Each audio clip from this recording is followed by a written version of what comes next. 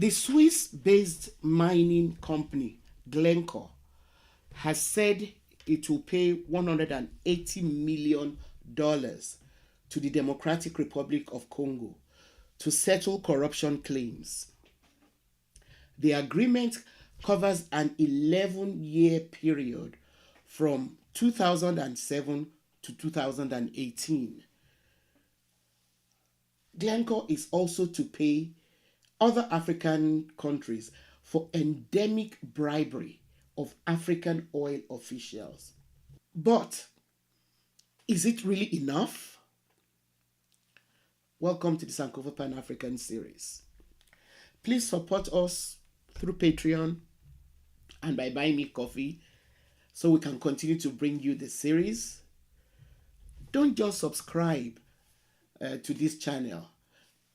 Please also turn on your notification buttons so you know when we have new episodes. Share our videos with your contacts, and don't forget to check out our new website, sankofastorybooks.com, for history, Afrocentric stories, and other resources for our children. Now, the Democratic Republic of Congo is not the only country where Glencore, like other multinational companies, operates systems of highly corrosive corruption. Glencore bribed state-owned oil companies and government ministries across Nigeria, Equatorial Guinea, and the Ivory Coast. They perfected a system to conceal bribes by labeling them as unspecified service fees, signing bonuses, success fees, all that. They had all kinds of jargons to disguise what they were doing to corrupt African officials. Glencore employees actually flew cash bribes to countries in Africa in private jets and used sham documents to hide the true purposes of cash bribes. And senior Glencore employees signed off on cash withdrawals used for the payoffs that they were paying to corrupt officials in different countries in Africa.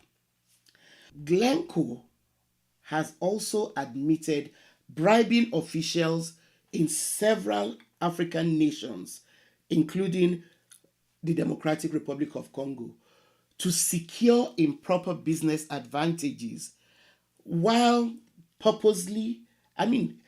intending that a portion of the payments should be used as bribes. So it was well planned out and perfectly executed, their system of corruption.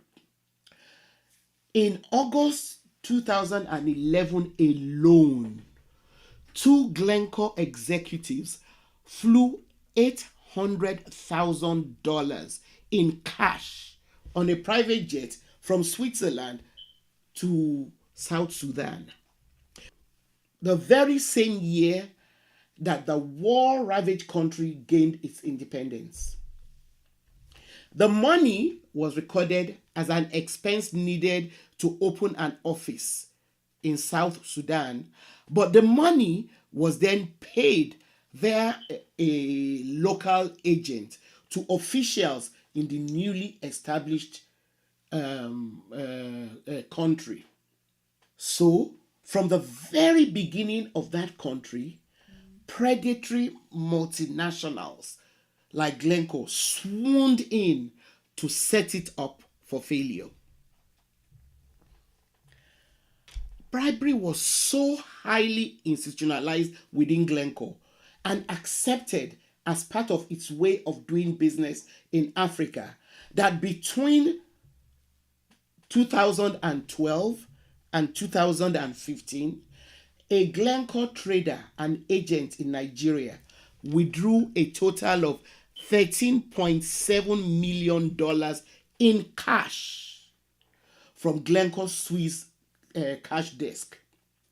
The cash was then again flown on a private jet to Cameroon, where it was used to bribe officials in the country's national oil and gas companies. It is estimated that Glencore employees and its agents had given bribes of $27 million to unnamed officials in Nigeria, Cameroon, Ivory Coast, Equatorial Guinea, and South Sudan, causing those countries to lose about 128 million at the time of the offenses. So, can you now imagine what the accrued interest on those losses would have been?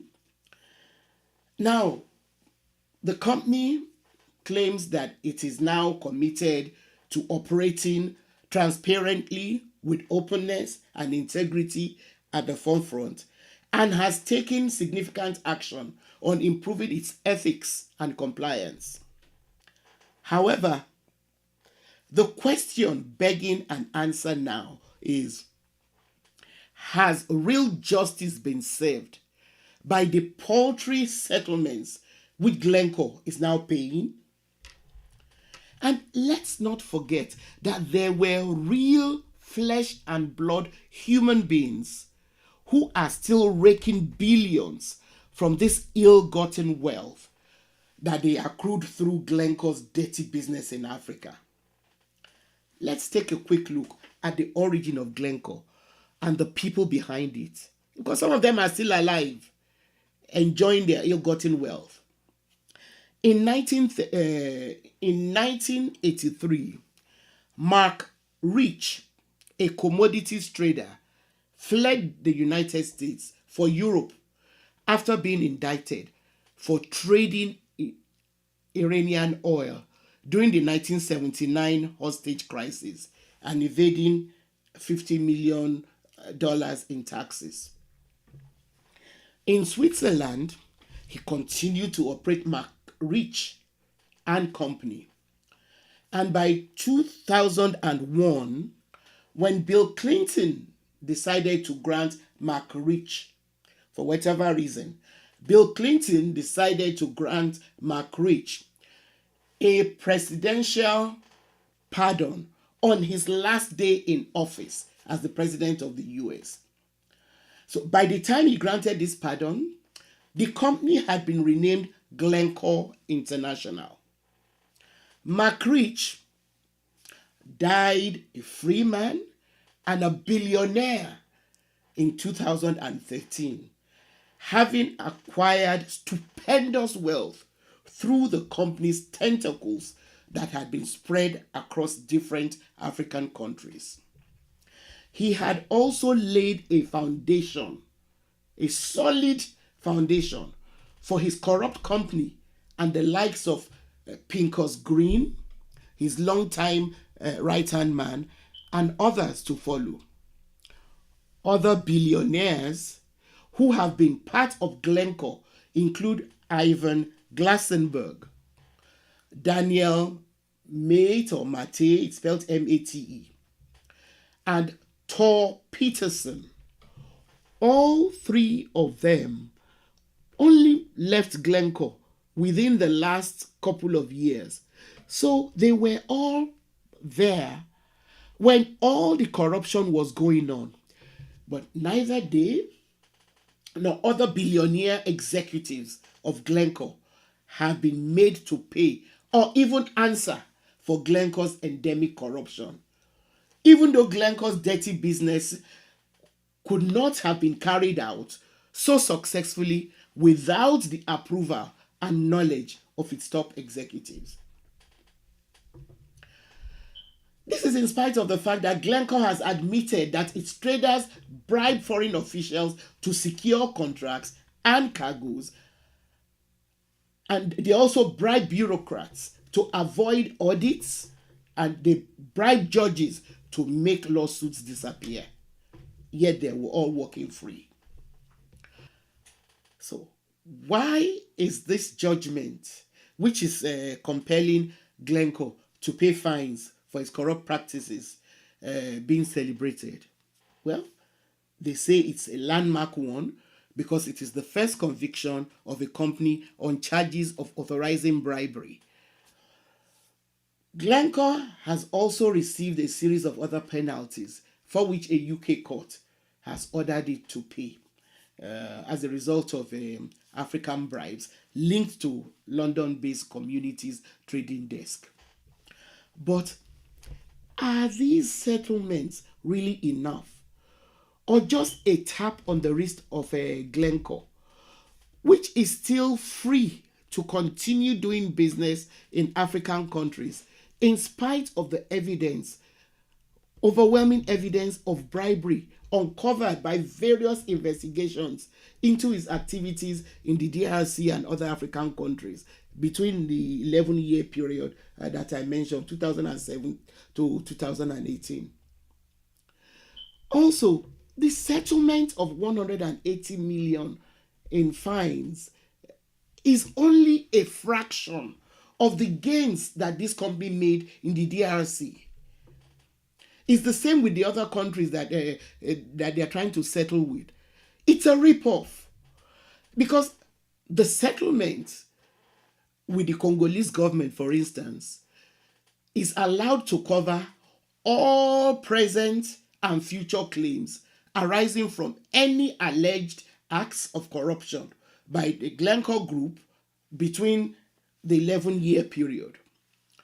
Meanwhile, Glencore continues to do big business in African countries and owns several assets, including the Mutanda copper cobalt mine and a controlling stake in KCC, a large copper cobalt project. Glencore's estimated earnings before interest and tax in the first half of the year 2022 alone reached $3.7 billion.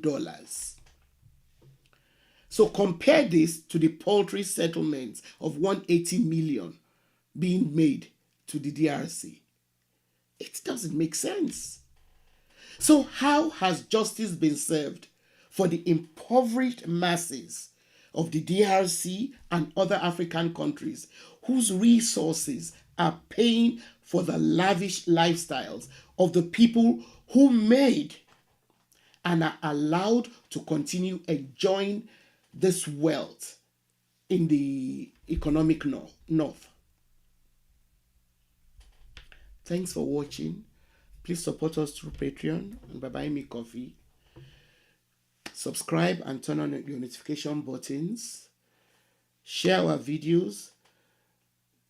Keep your comments coming. Don't forget to check out our new website, sankofastorybooks.com, for history, Afrocentric stories, and other resources for our children.